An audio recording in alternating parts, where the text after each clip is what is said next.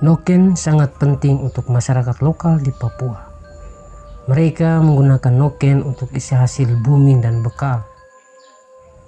Noken ada dan bermanfaat karena ada material seperti benang dan jarum. Juga pengrajut yang menuangkan ide kreatifnya. Saya selalu kagum dengan pengrajut yang begitu sabar, tekun, dan kreatif menghasilkan noken. Saya membayangkan bagaimana seandainya benang yang akan dirajut itu kusut. Mengurainya akan menjadi pekerjaan yang sangat menyebalkan. Butuh waktu lama sehingga tidak begitu menyenangkan. Tetapi bagi pengrajut noken, ia akan berusaha dengan tekun, sabar untuk mengurainya, lalu merajutnya menjadi noken.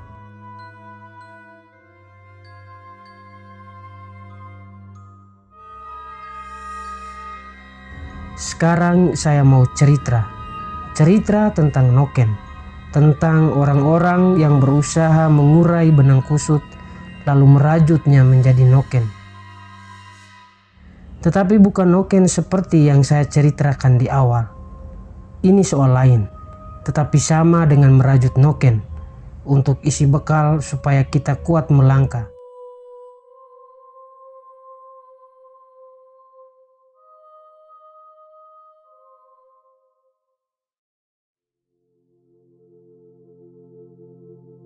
Anak-anak di kampungku.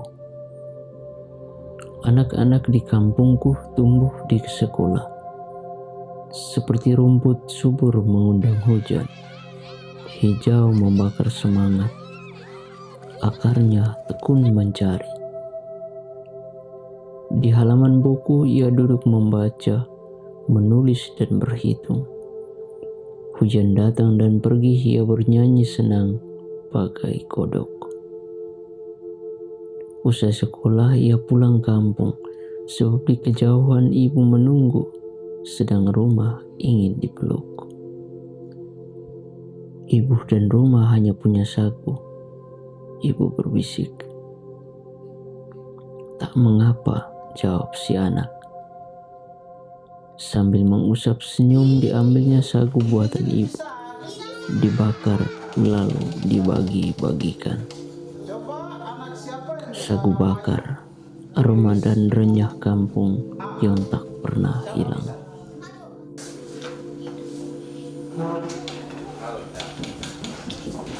Bagaimana teman-teman yang lain, teman-teman semua? Apakah ini benar Hafiza?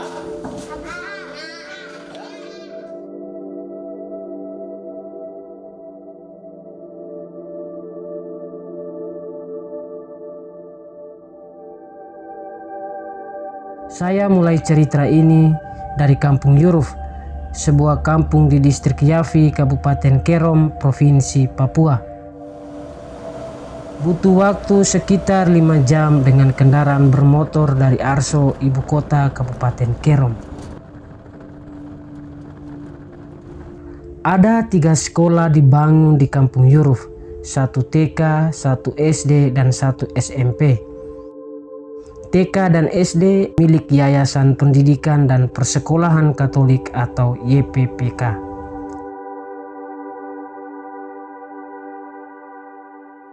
TK ya berjalan baik, dan SD juga berjalan baik juga. Cuma yang sekarang Bapak rasa itu perhatian YPPK-nya hampir kurang. Ya, perhatian dalam arti direktur tidak pernah ada kunjungan. Artinya datang bertemu dengan masyarakat atau juga guru-guru, melihat keadaan guru, itu hampir tidak ada.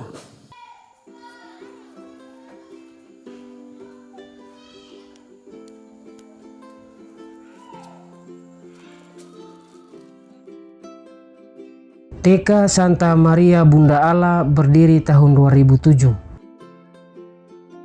Awalnya mereka menggunakan aula SD YPPK Amgotro Yuruf untuk ruang belajar.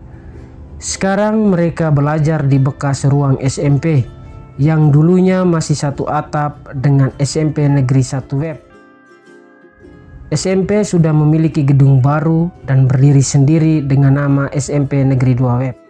Gedung lama SMP direhab berkat bantuan dana dari Kampung Yuruf, Amgotro, Akarinda, Jifangri, dan gotong royong warga mengumpulkan pasir. TK Santa Maria Bunda Allah juga mendapat bantuan satu gedung dari pemerintah daerah Kerom. Sekarang mereka gunakan untuk gudang. Kami istilahnya jual suara ke orang-orang di sekitar kami yang kami kenal, yang kami jumpai. Mungkin bisa bantu kami buku kah, bisa bantu kami pensil kah, nah, seperti itu. Dan orang-orang itu sangat mendukung tentang pendidikan, tentang sekolah. Selama saya berada di sini, yang sangat mendukung kami dan kirim segala macam, entah itu susu, biskuit, kursi meja, saya dikirim dari Jakarta. Ibu Maria TJ, dengan juga umat yang di sekitar Komba Santa Monica, di sekitar Biara Kasih Siakum, dan juga dari Hawaii. Dan kami juga cari dana itu di kampung, kami mengadakan jualan untuk menghidupkan sekolah ini. Dari yayasan, saya sudah mau 5 tahun, kertas satu ini saja yayasan tidak beri. Jadi saya lebih banyak kepada orang di luar.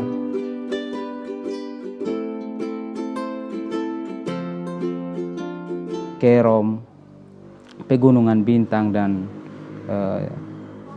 Pegunungan Tengah, Wamena, itu memang kita selalu mendapat subsidi. Itu dari subsidi silang itu dari Jayapura Kota, lalu dari keuskupan. Jadi kita ini belum mandiri.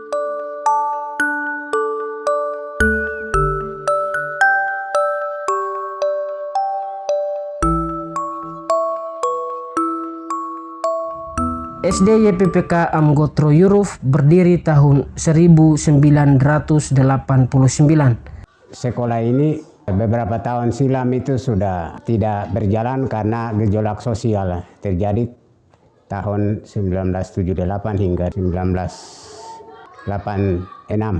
Masyarakat itu kembali ketika ada pemerintah ajak mereka kembali dari pengungsian. Lalu kita buka sejak 17 Juli tahun 1989.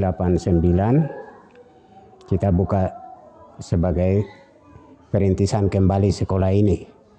Ketika Pastor Jan Kot almarhum, ketika itu Bapak Uskup Herman Mininghoff tempatkan dia kembali ke sini. Kami dibawa oleh pihak Fransiskan untuk buka sekolah ini lagi. Dengan nama, sebetulnya sekolah ini SD Amgotro, dibawa dari Honda sana. Ketika masyarakat kembali ke sini, berpusat di sini.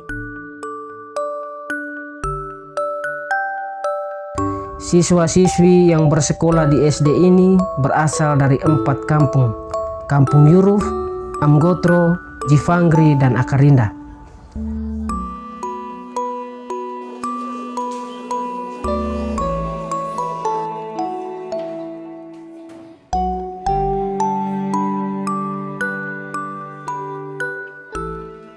Ini Kampung Jifangri, sekitar 20 menit dengan kendaraan bermotor dari Kampung Yuruf. Dulu warga Kampung Jifangri tinggal di Kampung Yuruf. Kemudian mereka pindah dan membangun kampung di atas hak ulayatnya.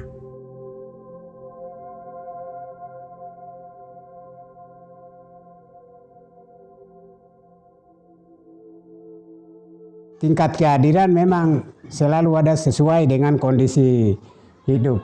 Daerah karakteristik ini memang kita tidak bisa ini. Mau katakan semua 100% selalu hadir. Kalau ketika kita lihat absensinya memang kita mengalami. Guru ada, tetapi anak seperti itu.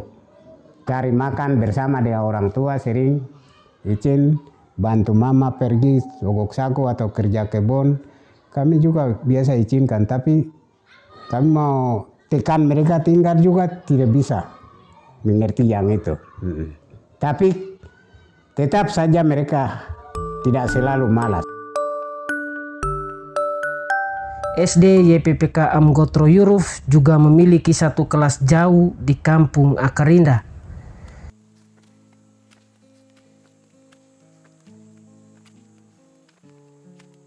Perjalanan dari kampung Yuruf ke Akarinda sekitar 4 jam jalan kaki untuk masyarakat lokal.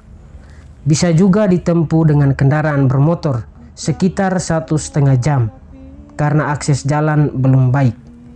Kami mengunjungi kampung Akarinda dengan berjalan kaki. Waktu tempuh 7 jam. Ini ayam ke apa ini? Itu pun aku dengar derunya air hujan membasahi bumi pertiwi ini. Ketika ku tatapi langit, kulihat awan hitam menutupi indahnya cakrawala. Saat itu pun aku dengar derunya air hujan membasahi bumi pertiwi ini. SD YPPK Akarinda memiliki 3 kelas, kelas 1 sampai 3. Siswa-siswinya dari 2 kampung, Kampung Akarinda dan Kampung Nindefai. Kampung Akarinda masuk wilayah Indonesia, Kampung Nindefai masuk wilayah Papua New Guinea. Meski demikian, masyarakat kedua kampung ini berasal dari satu suku, yakni suku Drah. Yang lain? Benar atau salah? Ini anak-anak dari kampung Nindefai yang bersekolah di Akarinda. Waktu tempuh dari kampung Akarinda ke Nindefai sekitar 15 menit jalan kaki. Saya sendiri juga dari kampung Nindefai, saya asalnya. Tapi karena sudah besar dan sekolah tinggal dengan kampung Akarinda sampai jadi warga kampung Akarinda gitu saya. Bapak dari kampung Nindefai, mama dari Amgotro gitu saya pernah kan gitu. Makanya saya besar dan tinggal di daerahnya mama. Anak-anak yang bersekolah di sini berjumlah 46 anak. Kelas 1 25 anak dengan perincian, kelas 1 murni 17 anak, usia TK 8 anak. Kelas 2 8 anak, kelas 3 11 anak. Yang diutamakan itu 3M, membaca, menulis dan menghitung itu. Dan juga kami di sini ketika guru bantu ini kami tidak fokuskan pada satu pelajaran gitu tuh, tidak sesuai bidangnya. Macam guru mata pelajaran kan tidak ada, kami kan semua. Anak-anak punya semangat yang luar biasa. Datang ke sekolah, biar kami guru keadaan kondisi macam kesehatan mengalami, tapi anak-anak tetap semangat datang untuk ini, datang ke sekolah. Dalam kelas pun sama, cuma daya tangkap karena pengaruh lingkungan. Kami di sini ya pengaruh lingkungan, maka ya masih.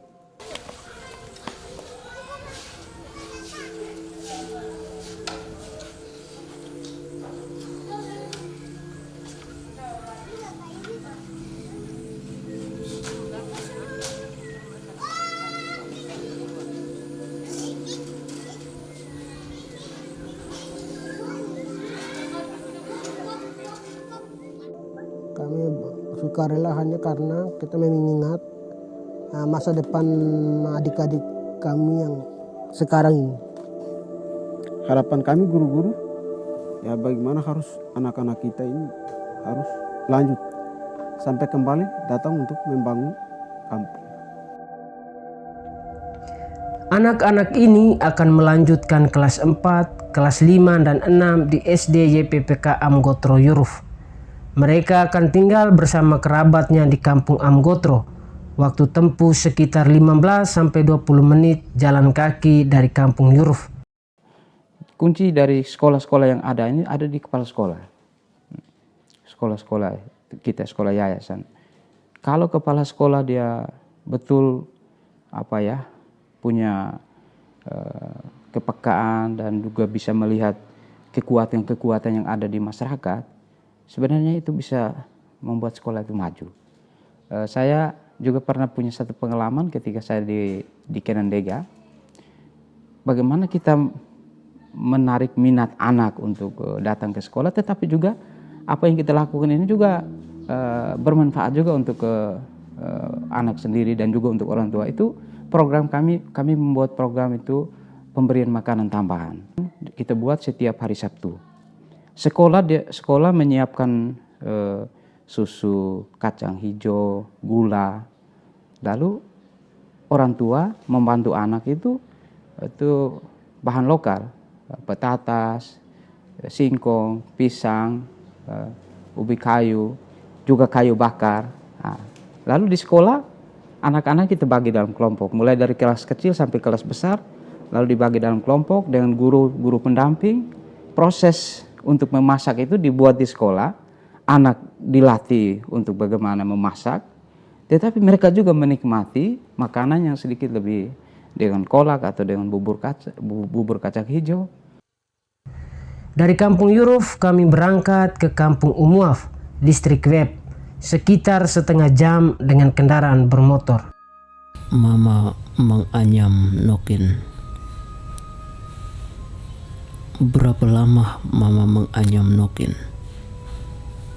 Selama dan sejauh perjalanan kesabaran bumi menumbuhkan keladi.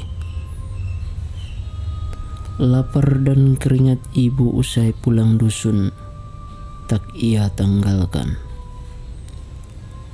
Sambil menganyam, ia menyaksikan bulan yang sendiri, malam yang diam. Menganyam seperti menanti anak dilahirkan sebelum menyaksikannya terbang.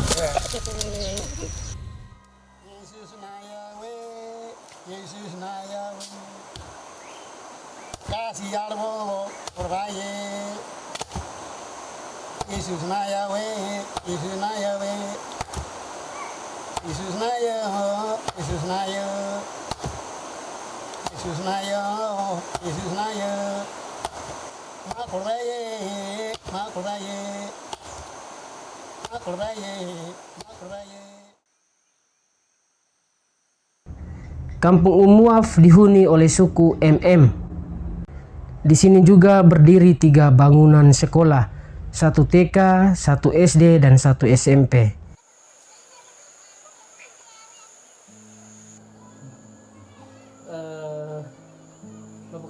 Bapak kawan coba bicara sedikit soal ini.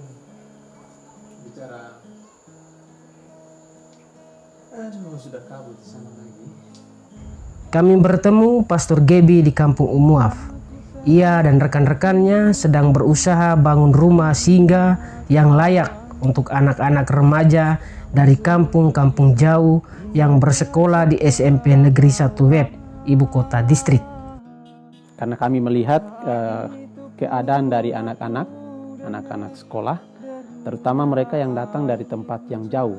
Dari paroki ke tempat mereka itu kurang lebih 1-2 jam sampai dengan bisa sehari penuh.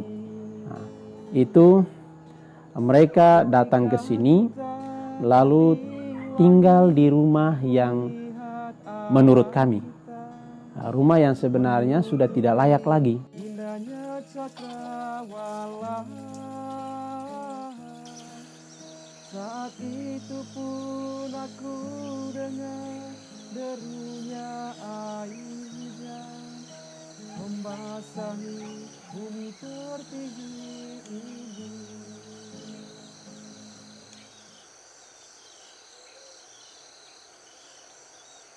Saya coba bicara dengan katekis yang sudah lebih dulu dari saya berada di sini. Apakah bisa kita mengumpulkan anak-anak terutama mereka yang datang dari kampung jauh untuk bersekolah di SMP di pusat paroki ini. Lalu kita membimbing mereka. Siapa yang dari belakang datang ke sini lagi? Risma. Risma. Oh, Menteri Sosial. Mana Menteri Sosial? Oh, ini mereka dua nih hampir kelihatan kembali. Rumah ini dibangun ketika Pastor Jan Kot OFM sebagai pastor paroki, berkisar tahun 1971 sampai 1994. Dulu ditempati katekis dan bruder OFM, lalu guru sekolah dasar. Sekarang dihuni oleh 9 anak remaja putri dari kampung-kampung jauh, Kampung Towe Atas, Distrik Towe, dan Kampung Semografi di Distrik Web. Mereka datang untuk bersekolah di SMP Negeri 1 Web. Selain 2 rumah tua bekas rumah guru, ada 4 rumah lain yang ditempati anak-anak remaja putri. 1 rumah bekas dapur pastoran ditempati Rani dan Elsie dari Kampung Semografi.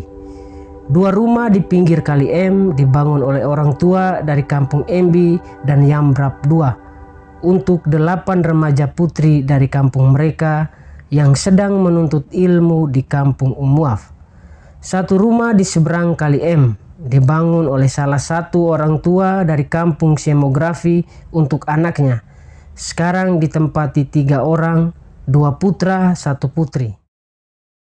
Tanya-tanya tentang mereka punya kebiasaan. Aduh, kamu di sana pendidikannya bagaimana? Kamu kalau di rumah kamu bikin apa saja? Nanti tong sebentar malam kita ke pastoran dengan cara yang pelan dan ikut kebiasaan mereka. Akhirnya mereka sudah tidak merasa segan lagi, tidak merasa kaku lagi dengan kita. Setiap sore dan malam mereka datang belajar di pastoran, belajar komputer pada sore hari, dan belajar baca, tulis, hitung pada malam hari. Mereka belajar mengoperasikan komputer secara bergilir karena komputer hanya 1. Solar cell pun masih terbatas.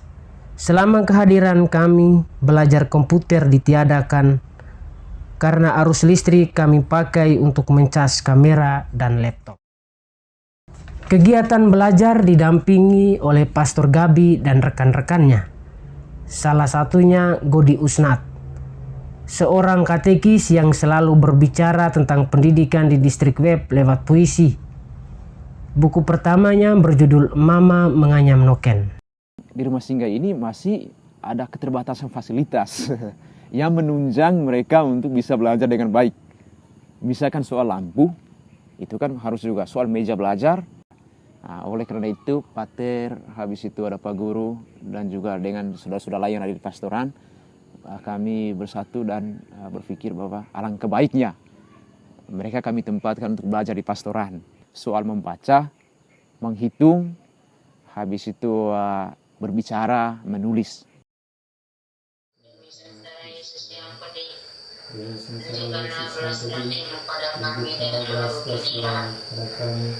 Dan secara khusus kepada saudara kami Kristen. Demi sengsara Yesus yang pedih, tunjukkanlah belas kasihan kepada kami. Pujilah Tuhan segala ayat di atas langit. Engkau seraya Tuhan, luhurkanlah Dia. Pujilah Tuhan matahari dan bulan. Segala bintang di langit luhurkanlah Dia. Pujilah Tuhan hujan dan embun, angin dan taufan luhurkanlah Dia. Pujilah Tuhan api dan panas terik, hawa sejuk dan dingin luhurkanlah Dia. Kebutuhan sehari-hari seperti makan minum, mereka dibantu oleh beberapa donatur, kenalan Pastor Gaby dan rekan-rekannya. Sesekali orang tua datang bawa sayur untuk anak-anak mereka. Ini orang tua salah satu siswi yang menempati rumah ini. Saat akhir pekan, anak-anak remaja putri dari kampung Embi dan Yambrap 2 pulang ke kampung bertemu orang tua. Waktu tempuh sekitar 1,5 jam jalan kaki ke kampung Embi dan 2,5 jam ke kampung Yambrap 2. Bisa juga ditempuh dengan kendaraan bermotor sekitar setengah jam waktu tempuh. Namun karena tidak ada kendaraan, mereka memilih jalan kaki untuk bertemu keluarga. Mohon, yang kejadian mana saya ini bisa jadikan baik. Berarti saya terima. Iya, itu. baik. Nah, Itu. Mudah saya mudah. tenang.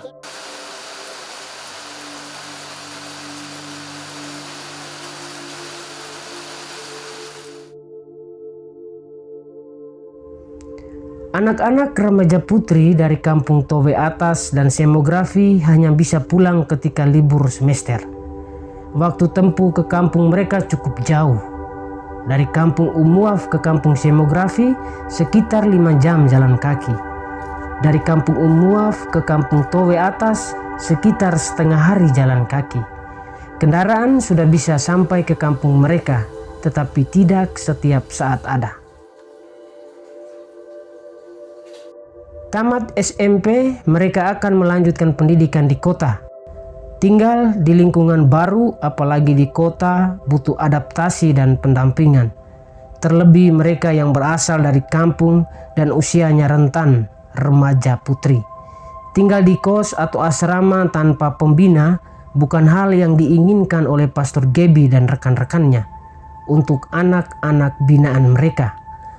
Mereka membangun jaringan supaya anak-anak binaannya melanjutkan pendidikan dan proses pendidikan mereka terus dikontrol. 4 tempat sementara jadi tujuan mereka, yakni Arso, Sentani, Manokwari, dan Tobelo, Maluku Utara. Siswi yang melanjutkan pendidikan di Sentani dan Tobelo akan tinggal di panti asuhan, sedangkan di Arso dan Manokwari akan tinggal di asrama yang ada pembina asrama. Nah, jadi kami tanya kepada mereka, nanti kalau selesai dari sini ada punya niat mau melanjutkan studi kemana. Nah, seperti itu. Nah, nanti hasil pembicaraan kami bersama dengan mereka itulah yang nanti kami mencoba membicarakan juga dengan orang tua mereka. Nah, kalau orang tua mereka kemudian mengiyakan, menyanggupi itu, baru anak-anak itu kemudian dikirim ke kota-kota studi di mana anak itu sendiri punya niat mau ke sana. Rani dan Elsie, 2 remaja yang tinggal di bekas dapur pastoran, berencana melanjutkan pendidikan di Manokwari di SMA Katolik Villanova. Ingin mengikuti jejak Carlos, kakak Rani yang sudah lebih dulu berada di Manokwari. Mereka termotivasi oleh perjalanan Carlos ke Pulau Jawa untuk membacakan puisinya. Rani bercita-cita menjadi perawat. Elsie ingin menjadi guru. Rani, Elsie, dan teman-teman lain mungkin suatu saat akan berbeda jalan. Tetapi setidaknya masing-masing mereka memiliki noken untuk isi bekal. Sekarang mereka sedang merajutnya.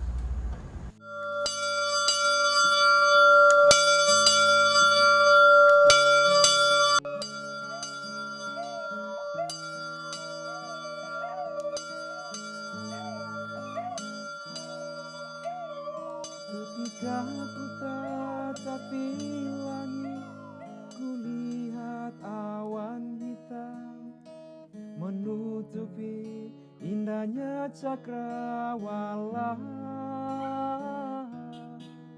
Saat itu pun aku dengar derunya air hujan membasahi bumi pertiwi ini.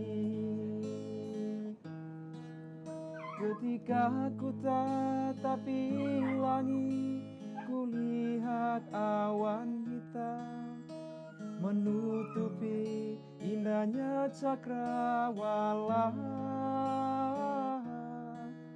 Saat itu pun aku dengar deru